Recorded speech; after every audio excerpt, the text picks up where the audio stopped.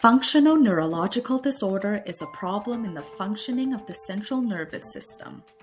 FND reproduces symptoms seen in structural neurological disorders such as MS.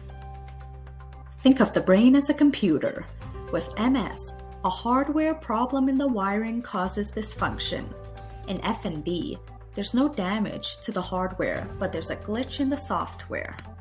The good news is, FND is reversible, and many patients can improve. So what causes FND? FND is due to a combination of physical, psychological, and social triggers. According to Drain et al. 2020, adverse early life events can cause trauma to the developing brain and predispose the nervous system to FND. Common symptoms include difficulty walking or moving a body part, involuntary movements such as tremors, tics, and dystonia, and cognitive changes such as brain fog or memory loss. For best treatment outcomes, the diagnosis must be clearly communicated. Patients must feel validation from their healthcare professionals that symptoms are real and out of their control. They must accept this diagnosis and know that their symptoms are reversible.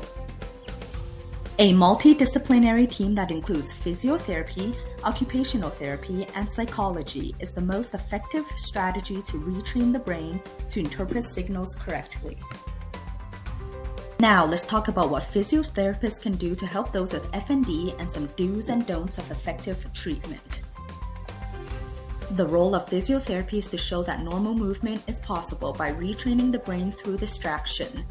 Visualization, music, and mental tasks such as counting while performing functional tasks all help to take focus away from symptoms and stimulate automatically generated movements.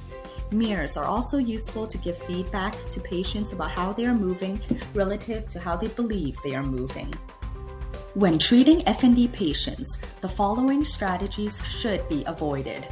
Don't encourage adaptive aids as they may prevent the return of normal movement and can cause secondary changes such as pain.